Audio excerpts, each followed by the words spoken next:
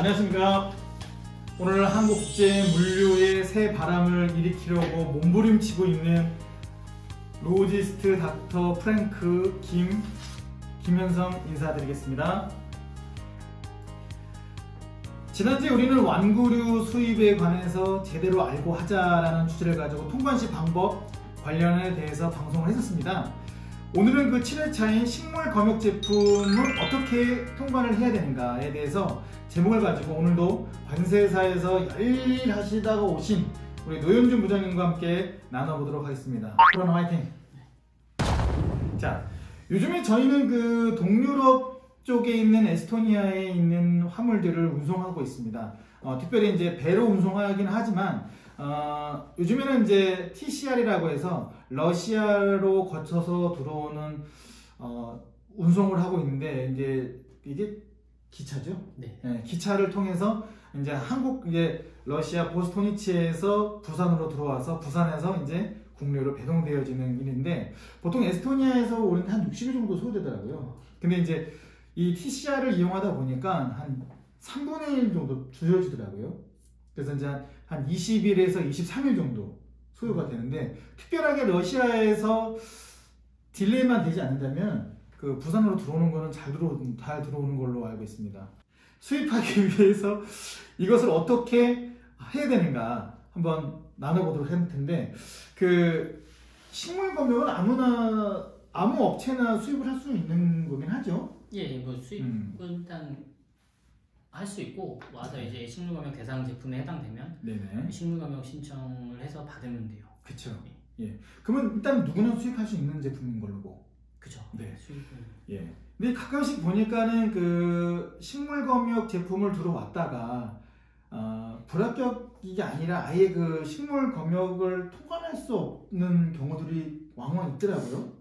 일단 식물검역, 그러니까 식물이라고 해서 뭐 다 이제 어느 국가에서 어떤 식물이라고 해서 다 수입이 가능한 게 아니고 네네. 그 수입 금지 식물들이 정해져 있거든요. 금지 식물들. 네, 그거는 이제 그 농림축산검역본부 그 홈페이지 들어가시면 그거는 금지 식물들이 정리가 돼서 나와 있고 어디?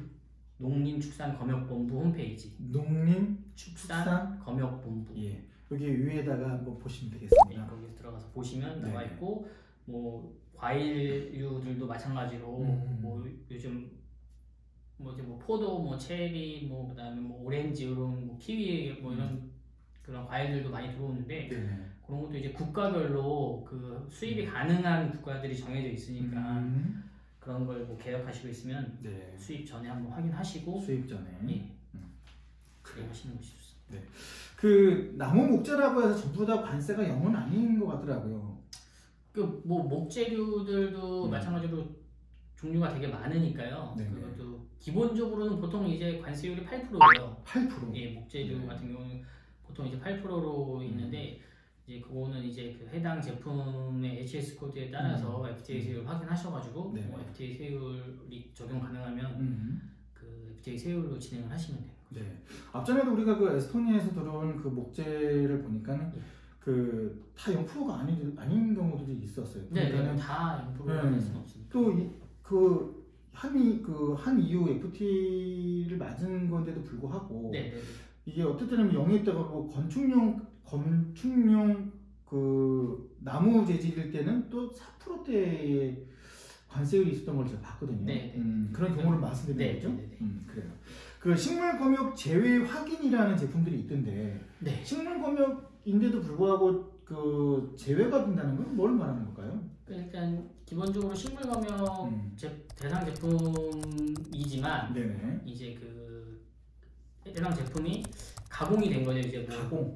뭐 표면이 뭐 표면 목재류 같은 경우는 이제 뭐 그런 가공 표면 가공 뭐 말 그대로 이제 뭐 그 니스가 칠해져 있던 뭐 페인트 칠까지 돼서 더 이상의 이제 국내에 들어와서 더 이상의 재가공을 거치지 않고 쓸 수 있는 이런 그 제품들은 이제 검역 제외 확인을 이제 식물 검역 농림축산 검역본부에서 그 들어온 제품 상태를 보고 그 검역 제외 확인을 해주죠. 해주는 거군요.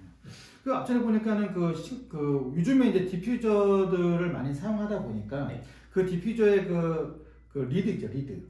예. 리드가 보통 나무 재질이 많던데 그렇죠. 보통 그런 것들을 그러니까 식물 검역 제외로 보는 거죠. 더 이상 이제 뭐 네네. 국내에서 다시 그 나무를 가공해서 판매하고 그러진 않고 네네네. 그 상태 그대로 이제 다시 그 판매를 할 수 있을 정도의 제품만큼 이제 가공이 된 거니까 네네. 그 나무나 뭐 이런 목재 병해충이 뭐 살 수 없을 정도의 가공이 된 거로 이제 보고선 예, 검역 제외 확인을 이제 해주는 거군요. 제가 뭐 지금 말씀 중에 잠깐 죄송하지만은 뭐 디퓨저 하시는 분들 보면 이제 그 장식용으로나 어떤 그런 용으로 그 뭘 쓰냐면은 드라이 플라워들을 수입을 하시다가 네. 드라이 플라워 그 수출국에서 그 식물 검역증 원본이라는 것을 받지 못해서 폐기한 사례들이 왕왕 있었단 말입니다. 네. 그것도 어떻게 보면은 뭐 그 제품을 그대로 사용하기도 하는데 그것도 역시 식물 검역 제품이 안 되던가요?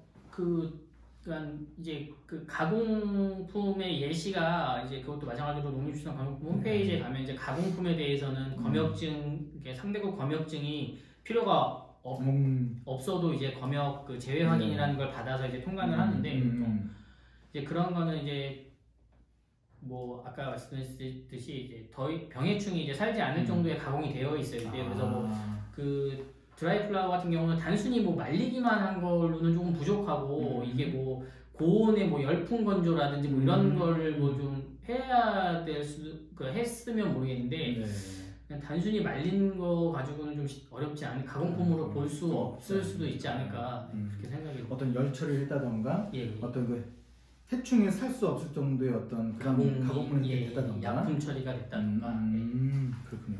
그 식물 검역을 받다가 불합격되는 제품들이 있습니다. 그러면 그 제품들은 어떻게 처리가 될까요? 불합격된 제품들은 뭐 이제 그 해당 보세 창고 내에서 반출이 안 된 상황인 거죠. 그러니까 보세 구역 내에서 이제 그 해당 그 식물 검역소로부터 이제 폐기 명령이나 반송 명령이 이제 불합격이 되면 떨어지면 그 폐기 반송 그 두 가지 중에 하나를 이제 수입자가 이제 판단하셔가지고 반송을 하거나 폐기를 하시면 그래요.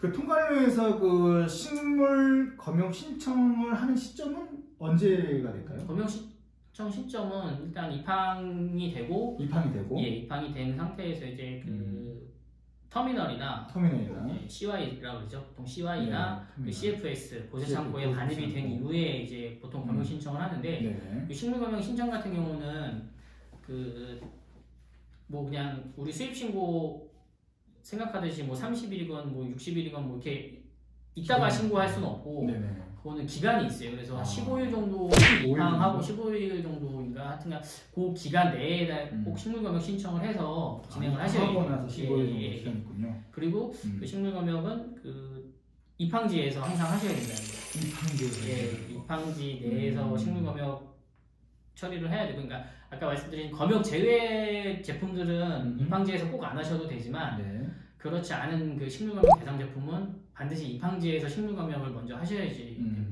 만약에 이제 아까 또 잠깐 얘기를 나눴지만 이게 이제 부산으로 입항을 했어요.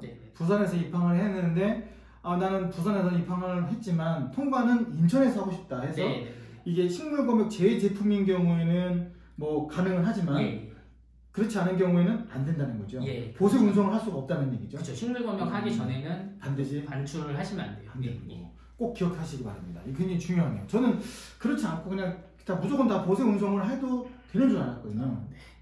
그래요. 자, 그러면은 식물 검역 시 그 필요한 서류들이 있다고 하는데 뭐 간략하게 좀 몇 개 좀 말씀해 주시겠어요?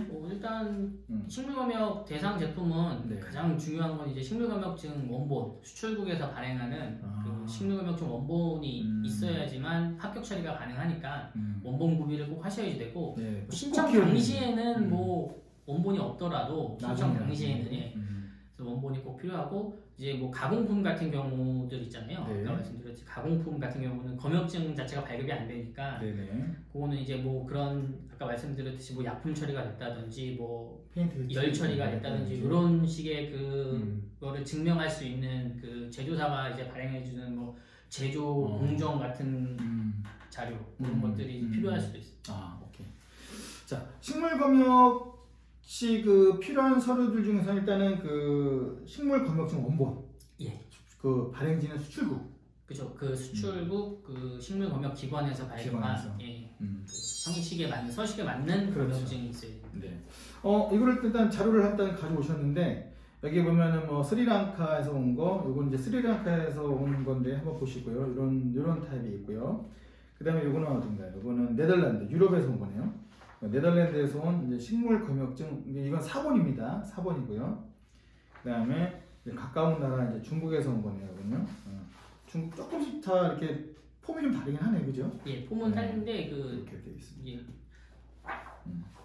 제목을 보시면 다 동일해요. 예. 제목 보면 검역증이 다 똑같이. 영문으로 되어 있는데 예. 똑같네요. 네 맞아요, 영문 되어 있네요. 네.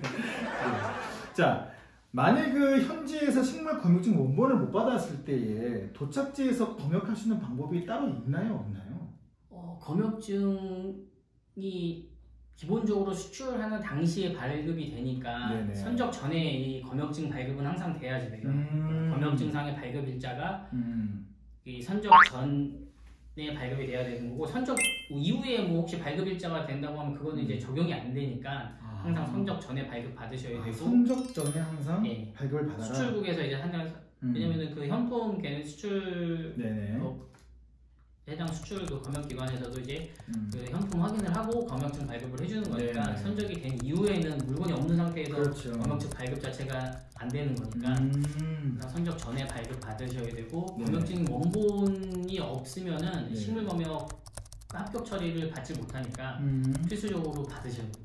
그 식물 검역을 하는 데 있어서 마지막으로 딱 3가지만 요약해서 말씀해 주신다면 어떤 거를 들을 수 있을까요? 중요한 거는 일단은 그 검역증이 우선적으로 원본이 꼭 발급이 돼서 와야지 된다는 게 가장 중요하고, 예. 그 다음에 그 입항지에서 식물 검역을 꼭 하셔야 된다는 거. 입항지에서 식물 검역 받아야 된다는 거. 예. 그 다음에 그 식물 검역도 마찬가지로 입항하고 나서 기간을 너무 늦게 식물 검역 신고를 하시면 그것도 그 검역소에서 이제 그 제재가 있으니까요. 제가 과태료가 있을 것 같은데 과태료 그런 식에 있을 것 같으니까 그런 거를 꼭 주의하셔가지고 신청하셔야 되고, 또 하나 추가적으로 말하자면 이제 그 식물이나 뭐 이런 것들은 다 그 학명이 있으니까요. 학명. 예, 학명 확인을 꼭 하시고 그 이제 그 해당하는 그 신고하는 곳에 알려주셔야 그 식물 검역 신청이 가능하시니까요. 보통은 검역증 발급하는 제품들은 검역증 상에 이제 그 학명이 나와 있어요, 보통. 그렇군요. 보시면 학명들이 다 나와 있습니다. 그거 보시고선 진행을 하시면 됩니다. 네. 이제 운송을 하는 데 있어서 이제 학명을 가끔씩 물어보면은 학명을 잘 모르시고 계시는 분들이 사실 많더라고요. 예. 그 학명은 모르겠고 제품명만 알고 계시다 보니까 이 학명을 모른다는 것 자체는 그 뭐랄까 그 뭐죠? 그 식물 검역증 원본을 받을 수 없다라고 생각이 되어지네요. 그러니까 뭐 수입자로서는 모를 수는 있지만 수출자가 그 제품을 수출하기 위해서 또 우리나라에서 수입 통관을 하기 위해서는 필수적으로 식물 검역증이라는 게 필요한데 기관에서 근데 수출자가 이제 그 해당 그 수출국에서 검역 신청을 하려면 그 학명이 확인이 돼야지 검역 신청을 해서 검역증을 발급을 받으니까. 그렇죠. 수출자가 보통은 다 준비하고 준비를 해서 주셔야 되는 부분이긴 해요. 그래요. 아까도 말씀드린 그 학명이라고 하는 것이 이제 우리가 이제 학명인데 학명을 받아들이는 분들이 계실 것 같아요. 그래서 학명, 아까 말했을 때 영어로 그 scientific name이라고 했는데 여기 밑에 보시면은 나오시죠? 이런 내용의 학명이라는 것이니까 요거를 수입 전에 반드시 수출자한테 학명을 반드시 확인하시고 수입을 진행하신다면은 리스크는 많이 줄일 수 있을 거라 생각됩니다. 그죠? 네. 자, 오늘은 그 식물 검역 제품을 어떻게 준비하고 통관을 해야 되는지에 대한 것을 알아봤죠. 네. 그리고 이제 다음 주에는 저희가 이제 어떤 제품이냐면은 이제 요즘 핫한 또 코스메틱, 화장품을 어떻게 수입 통관하는지에 대한 절차를 한번 나눠보도록 한번 해보겠습니다.